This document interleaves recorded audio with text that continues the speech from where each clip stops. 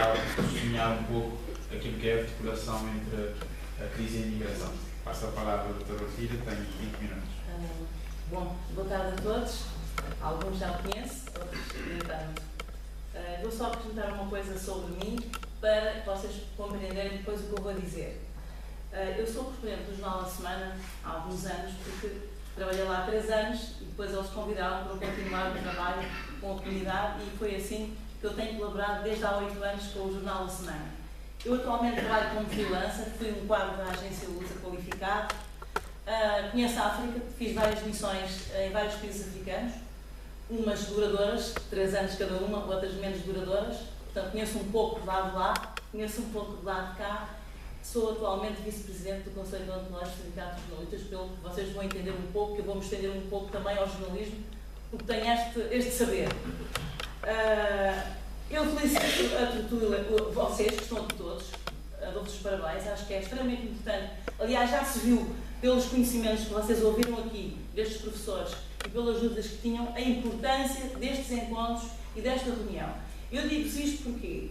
Porque assisti ao nascimento da tertúlia crioula em Lisboa e tenho seguido como um fenómeno, acreditem, tenho seguido a tertúlia crioula. O Susana acabou de dar aqui uns elogios, mas de facto eu tenho seguido muito, com alguma regularidade, o que se passa na tertúlia, os conteúdos que são lá discutidos na tertúlia.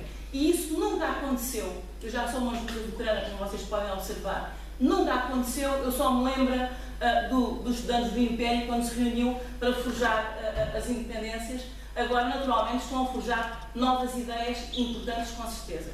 Mas é para vos dizer da importância que tem tido a tertúlia crioula. Porque eu nunca tinha visto acontecer isto em Lisboa.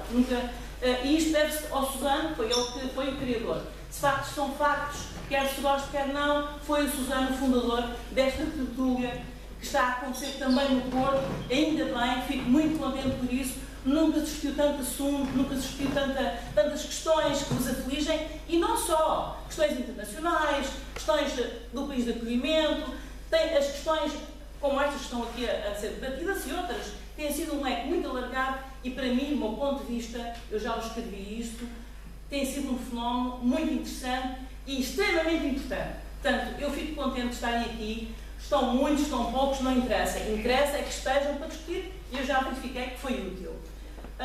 Quanto à minha... Eu vou dar uma perspectiva mais de experiência. Já tiveram aqui os cientistas e muito bem, já vos deram uma quantidade de dados que são sempre importantes de saber. Vou-vos dizer quanto à crise.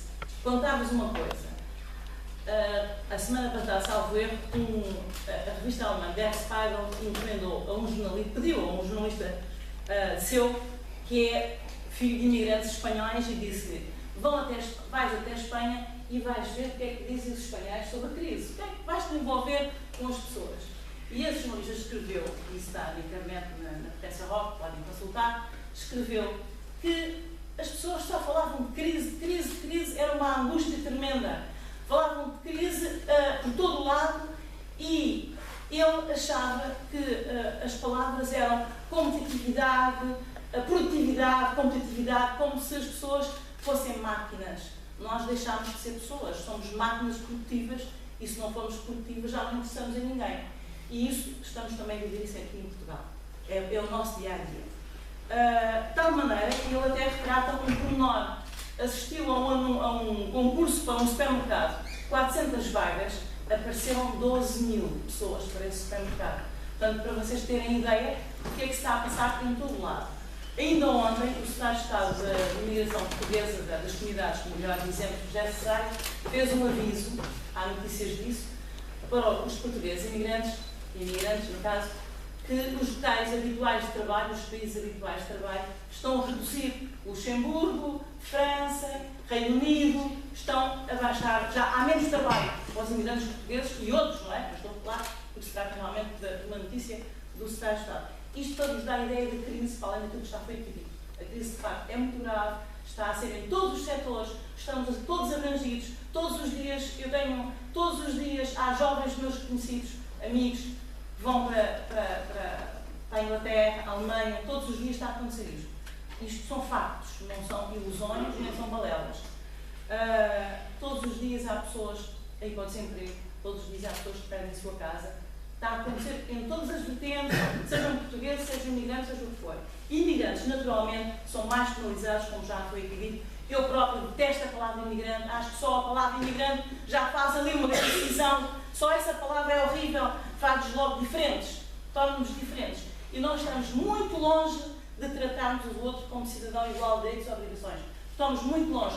Era assim que devíamos nos tratar, com direitos iguais e obrigações, porque somos todos cidadãos. Mas não é verdade. Isso não é verdade. Foi dito por estes ilustres professores. Eu constato isso no meu dia a dia, isso não é verdade. Sobre, telegraficamente, sobre no que diz respeito à comunicação social e a maneira como ela trata a crise, a comunicação social trata muito pouco a crise e os imigrantes. Trata a crise em geral. Há um consenso no jornalismo em geral, um consenso de que a crise é para todos. Tanto faz ser portugueses, quem cá vive a crise é para todos. Não há uma grande distinção da crise sobre a imigração. Não existe.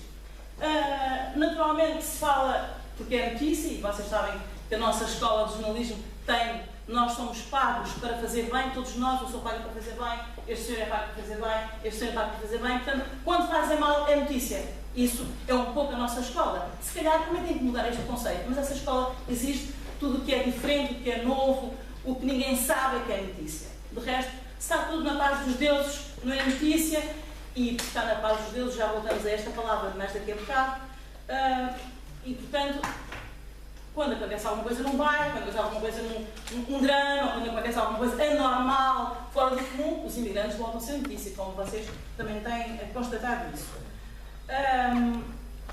Naturalmente que o que é que acontece nesta distinção entre imigração e portugueses, não há grande, como eu vos disse, falam da crise em geral, só falam dos imigrantes quando é um caso pontual ou outro, mas as discriminações aumentam. E aumentam, porque nós, os seres humanos, somos assim, não é? Infelizmente, cada vez que há crise, já foi aqui dito, aumenta a xenofobia, aumenta as palavras desagradáveis, aumenta aquelas palavras que vocês já conhecem, vai para a tua terra, não és de cá, aumenta todo esse tipo de coisas. Arranjar uma renda de casa, encontrar uma renda de casa é mais difícil, é verdade, é tudo verdadeiro. Porque as pessoas ficam, tudo o que é nacionalismo, tudo o que é, começa tudo a aparecer, não é? Aquilo parece que salta, não é? Em todo lado é assim. Também é assim noutros países. Eu tive o cuidado antes de vir para aqui verificar o que é que estava a passar nos Estados Unidos, o que estava a passar em França, estava a passar nesses países onde a crise está mais latente. É tudo muito semelhante, infelizmente, muito semelhante. Em particular, da comunidade cabo-verdiana, que é uma comunidade que eu conheço melhor, tenho trabalhado mais com ela, embora já tivesse trabalhado também com Angola durante um ano, já tivesse trabalhado com outros países, mas de facto conheço bastante bem a comunidade cabo-verdiana. O que é que eu penso da comunidade cabo-verdiana? Há um grande déficit de informação. Eu penso que é muito importante vocês se manterem informados, procurarem informação. Há pouco houve aqui uns esclarecimentos extremamente úteis pelo Eduardo, não é, que falou. É muito importante vocês estarem informados. Há uma grande desinformação. A comunidade cabo-verdiana não é homogénea.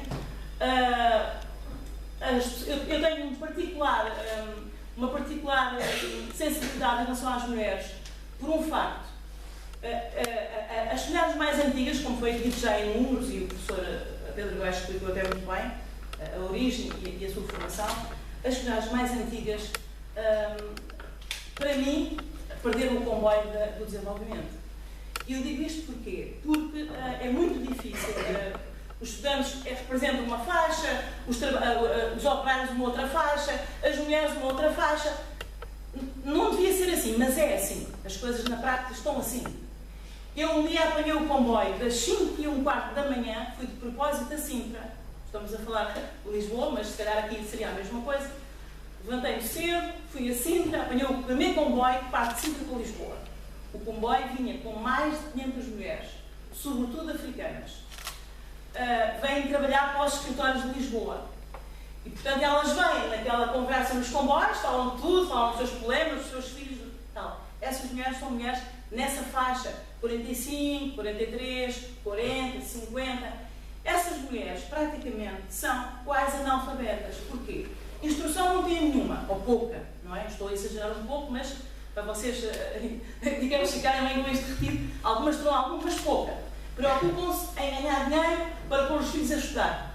É a sua grande preocupação. Algumas delas trabalham nos escritórios, chegam a casa, descansam 1 hora ou 2, os escritórios estão sempre durante a noite para que nós, quando entramos nos nossos escritórios, tenhamos o nosso escritório limpo, não é? E então elas vão para casa, cochilam um bocadinho, gostam-se aos meios novos, muitas vezes, que nunca estrearam, os seus meios que elas compraram o seu trabalho árduo, não é? E dormem 1 hora, 2, vão trabalhar para pessoas particulares. Portanto, o seu dia-a-dia é este.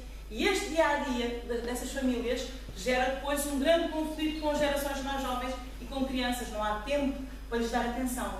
E é todo este problema, gera um conjunto de problemas sociais.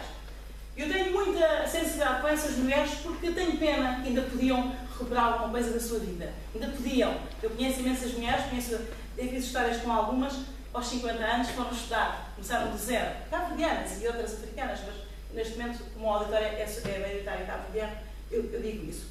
Eu tenho pena delas porque elas muitas tinham sonhos, queriam ser isto, queriam ser aquilo, artistas, arquitetas, tudo. E já não são. É muito difícil porque a nossa sociedade está a ficar estruturada desta maneira. Está a ficar estruturada de que ou és produtivo, ou tens formação, não tens, não prestas. És acantonada, não é? Estamos a ficar todos assim. E tenho muita pena por isso. Portanto, essa faixa é uma faixa muito difícil, é uma faixa onde acontecem muitos problemas. Bairro Santa Filomena, como vocês tinham ouvido falar, tem muito a ver com este déficit de formação.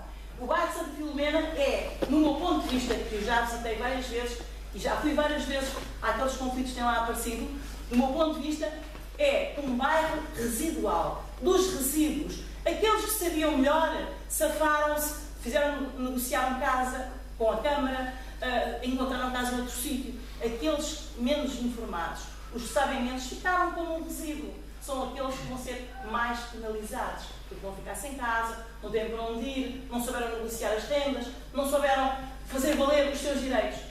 E a propósito desta falta de informação, naturalmente os estudantes será uma outra faceta, não é? E ainda bem, porque têm já a sua formação, já podem pedir esclarecimentos, já sabem coisas.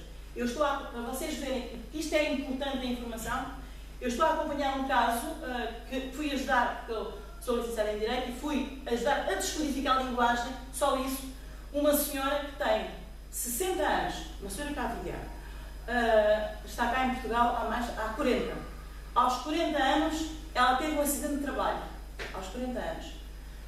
E, como não sabia falar, não tinha essa capacidade de linguagem, não é só de linguagem, é de conhecimento, é dos tratamentos, é o medo que as pessoas têm, como falou este senhor, o professor que está dentro deste assunto, em relação ao CEF. As pessoas também têm medo de se dirigirem, não é? Porque falam mal, porque às vezes recebem logo assim um que é que quer, uma cabeça baixa, e isso é muito desagradável, muito desagradável. Para nós também é, só que nós temos outra linguagem, se for possível, até discutimos, não é?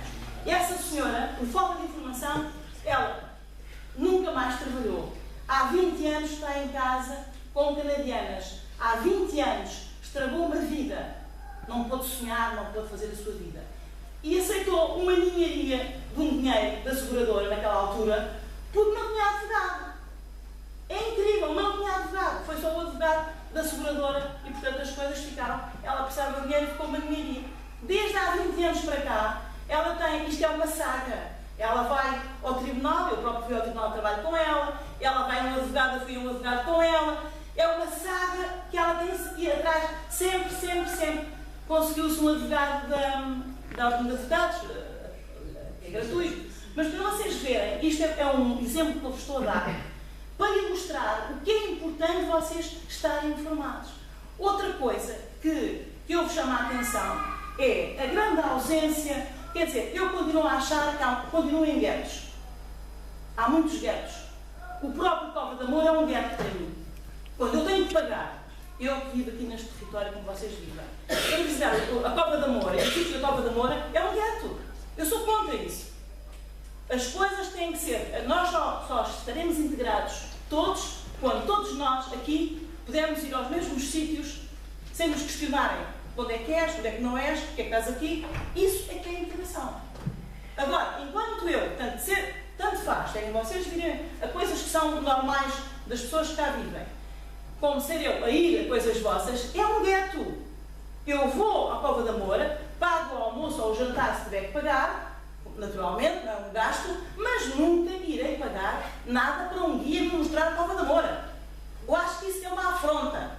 Isso é guetizar. E a propósito de guetizar, eu volto a falar nisto, porque ultimamente a tertúlia crioula tem levado pessoas portuguesas a discutir as coisas, e que é isso, esse é que é o caminho. Porque a integração em gueto, o fazer bairros aqui ou acolá, é uma política errada. Completamente errada. Até já houve câmaras, eu lembro-me da Câmara da Amadora, por exemplo, antes até desde estar lá, incentivava os bairros, não é? Está errado, isso é tudo errado. As pessoas têm que viver umas com as outras, perceber umas com as outras, aprender umas com as outras. Mesmo aqui, por exemplo, eu apetece fazer uma pergunta. Vocês convidaram jovens portugueses dos vossos cursos para estarem aqui a ouvir este debate? Alguém convidou? Sim. Pronto, é isso mesmo que rejeitem, vocês devem fazer isso. Bom, é bom, devem fazer isso. Porque muitas vezes fala-se de coisas nestes debates das tertúlias que até parece que é só vosso. Mas não é, é de todos. Então era bom ouvir também o colega cá. O que é que ele tem a dizer sobre isso? Era bom, não é? Nas manifestações, eu vejo muita gente, vejo pouca gente de jovens como vocês, vejo pouco. Eu sei que vocês têm medo, mas não há que ter medo. Quanto mais medo houver, pior. Mais nos cerceiam a nossa liberdade. Portanto, não há que ter medo. Também se pode denunciar. Também se pode denunciar essas coisas de ter medo, fazer... Eu sei que há receio de perguntar, mas ousem fazer isso. Ousem. Vocês não podem obrigar ninguém a gostar de vocês, não posso obrigar ninguém a gostar de mim. Mas exijo que me respeitem. As pessoas têm de se respeitar umas às outras. E quanto melhor vocês estiverem informados, melhor podem fazer esse desígnio. Exigir respeito os vossos direitos e os vossos... E têm obrigações, vocês pagam, também pagam. Os trabalhadores imigrantes que estão cá pagam também para a Segurança Social, pagam por tudo, como nós. Portanto, os direitos deviam ser iguais, mas não são. Acabaram de ver aqui uma exibição em relação ao título de residência, não é? Que se perde até direitos porque tem só o papelinho, não é? Portanto, isto tudo são coisas que se têm de discutir. E esta matéria, e isto é um fórum muito adequado a se debater estes problemas, mas com gente, mistura de gente. Ganha-se muito mais com esta mistura. Ganhamos nós e ganham vocês. Portanto, eu deixo isto para... Já disse muita coisa. De facto, isto resulta também da minha vivência, porque o formal é uma coisa, o institucional é uma coisa, e depois traduzir o institucional nas práticas é outra coisa. Aí vamos encontrar muitas barreiras de facto. Muito obrigada.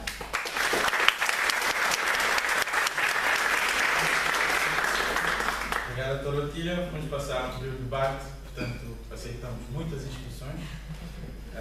Portanto, quem quiser escrever é só gesticular, dizer o nome, eventualmente a referência institucional.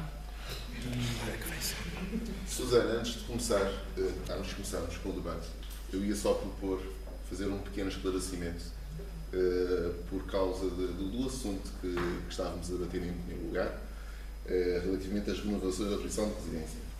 Eu já fiz aqui uma proposta à Coordenadora-Geral para realizarmos uma sessão de tertúlia apenas e só para informarmos. E eu faço aqui o convite ao Vladimir Duarte, não é? Para, pronto, nós os dois e o Eigari, já agora. Portanto, vamos ter um trabalho árduo de investigação para trazer toda a informação para os cabo-verdianos.